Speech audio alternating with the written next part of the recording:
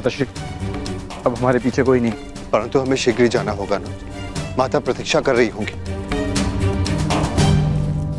हमारे विलंब से चिंतित हो जाती हैं वो।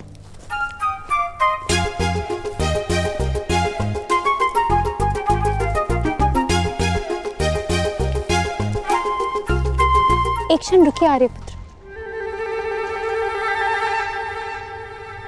सूर्यास्त हो चला है, आप तीनों ब्राह्मण संध्या बंधन नहीं करेंगे?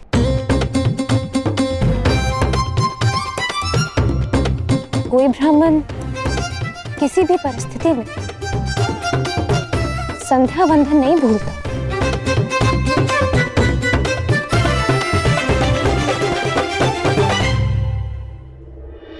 अपना परिचय दीजिए आर्यपुत्र, आपका गोत्र, आपका पंथ, आपका नाम क्या है?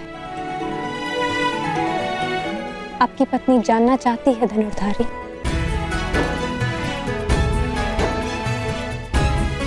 अपनी पत्नी से भी अपना नाम छुपाने का क्या कारण हो सकता है? उस पत्नी से जो कदाचित आपको पहचान चुकी है।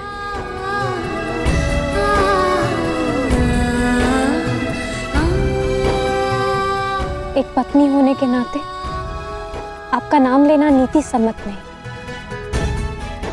परंतु आपकी आज्ञा हो तो क्या मैं आपका संभावित नाम ले सकती हूँ?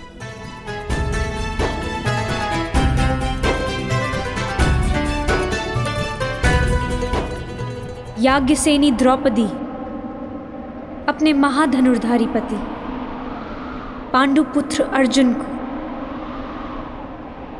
प्रणाम करती है।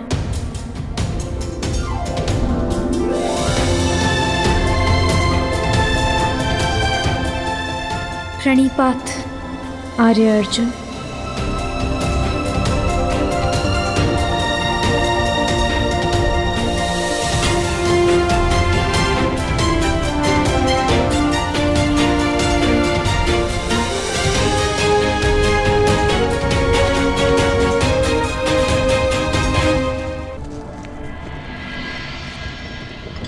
माता देखिए, आज हमने भिक्षा में क्या प्राप्त किया है। देखना क्या है, भिक्षा ही लाए होगे ना। माता श्री, आपको देखना चाहिए, आप चकित रह जाएंगी। आ रही हूँ भीम। शीघ्रता कीजिए माता। ऐसी भी क्या शीघ्रता, जो भी लाए हो तुम पांचों भाई सदा की भांति उसे आपस में बांट लो।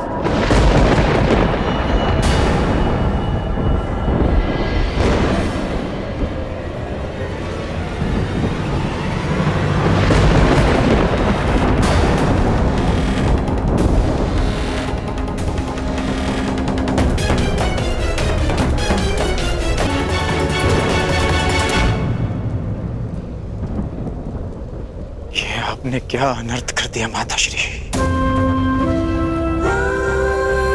पुत्र, मैंने जो कहा भूलवश कहा।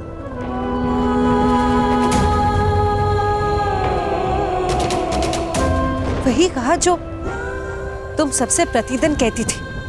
इसका अर्थ ये नहीं कि मेरी बात पाषाण की रेखा है। मैंने जो कहा उस बात का विस्मरण कर लो।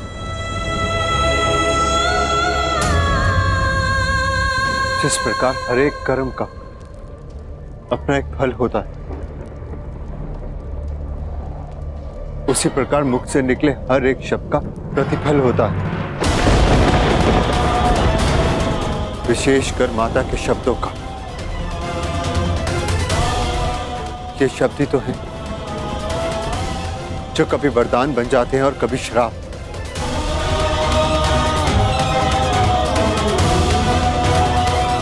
माता का वाग्दान माता की आज्ञा है, जो ना तो कभी भुलाया जा सकता है और ना लौटाया जा सकता है। परंतु भ्राताश्री, उन शब्दों का विस्मरण करना होगा। एक स्त्री 5 पुरुषों से विवाह कैसे कर सकती है? अद्भुत!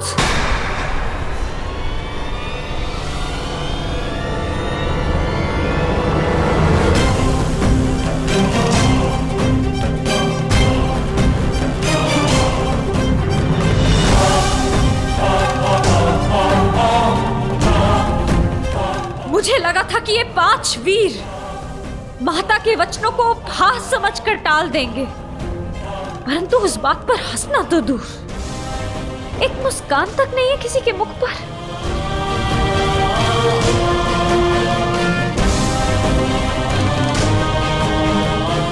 मुझे तो लगा था कि आप सब मुझे सांत्वना देंगे कि पांचाली, माताश्री ने भूलवश जो भी कहा उससे व्यथित ना हो,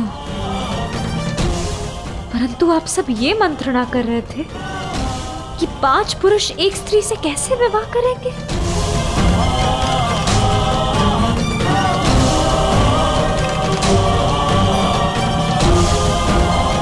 जिस स्त्री की लाज, उसका जीवन इन शब्दों ने दांव पर लगा दिया, उसकी तनिक भी चिंता नहीं किसी को। स्त्री को भिक्षा की रोटी समझ लिया आप सबने।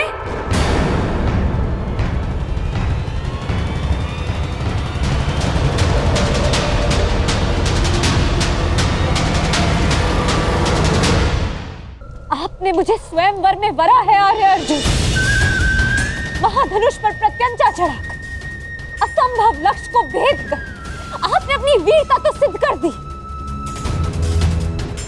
परंतु अपना उत्तरदायित्व नहीं समझा। जिसके बाणों ने आर्यव्रत के समस्त वीरों के बाण काट दिए, वो अपनी माता के वचनों को क्यों नहीं काट सका?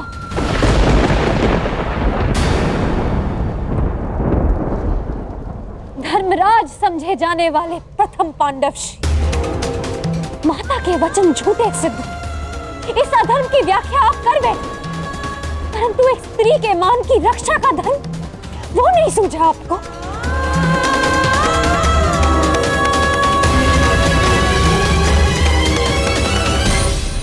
एक परिणीता विवाह के पश्चात जब अपने ससुराल आती है तो उसकी केवल एक ही इच्छा होती है कि उसका नया परिवार उसके घर में उसका स्वागत करे।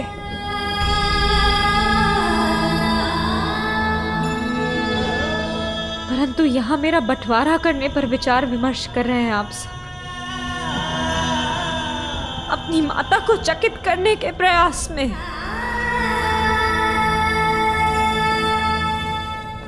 आप सबने मेरा उपहास बना दिया कि अब स्वयं नियति भी मुझ पर हंस रही है। क्या स्त्री एक विजेता का स्मृति चिन्ह है कि एक पल दिखाकर उसे प्राप्त करता है, एक उसे बांटने को कहता है और फिर शेष उसे बांटने की विधि खोजने लगते हैं।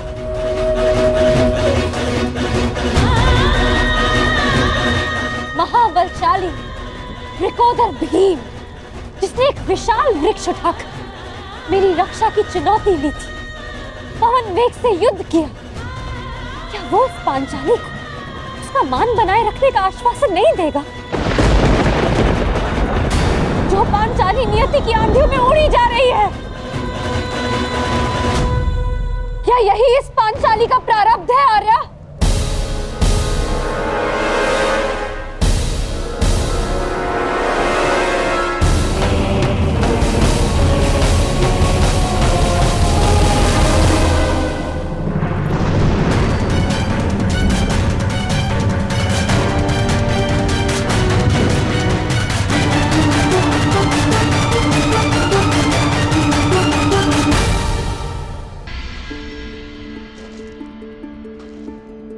पांचाली,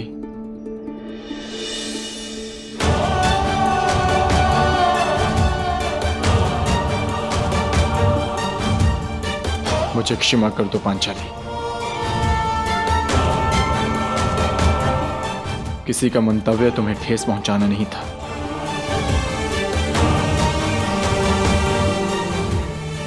स्त्री का मान ओस की बूंद की भांति होता है आर्या, भूमि पर गिरी और अस्तित्व समाप्त। तुम्हारे अस्तित्व की रक्षा होगी पांचाली। हाँ देवी अग्निसेन, ये सत्य है कि माता के वचन झूठे नहीं हो सकते, परंतु ये भी सत्य है कि नियति को तुम्हारा उपहास नहीं करने दिया जाएगा। इसलिए दोनों ही नातों में संतुलन बनाए रखने के लिए हम सब ने एक निर्णय लिया। तुम्हारा विवाह अर्जुन से ही होगा, ताकि तुम्हारा मान बना रहे और माता के शब्द झूठे ना हो। इसलिए शेष 4 भाई संन्यास लेंगे, संन्यास लेंगे, संन्यास लेंगे। आप 4 वीर संन्यास लेंगे और इतिहास सदैव द्रौपदी को धिक्कारेगा कि पांचाली ने गृह प्रवेश करते ही 5 भाइयों को बांट दिया। मुझे समझ नहीं आता कि आप लोग कोई सीधा सा हल क्यों नहीं ढूंढ लेते। माता ने जो कुछ भी भूलवश कहा, उसे भूल क्यों नहीं जाते आप लोग? ये संभव नहीं है देवी। माता के शब्दों को काट पाना हमारे वश में नहीं। माता के निवेदन पर भी यह संभव नहीं। माता के शब्दों का स्पष्ट अर्थ था कि हम 5 भाई तुमसे विवाह करें। बस!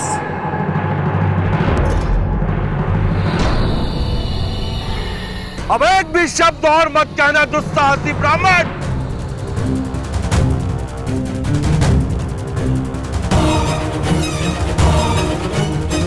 पांचाल नरेश द्रुपद की पुत्री का इतना बड़ा अपमान करने का दुस्साहस कैसे किया तुम सबने?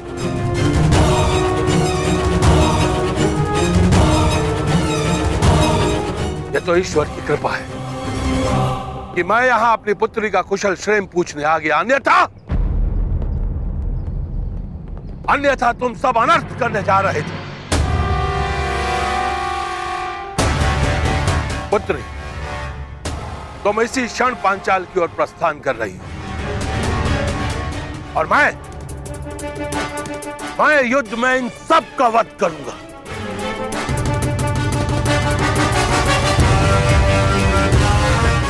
सर्वप्रथम तुम्हारा वध करूंगा।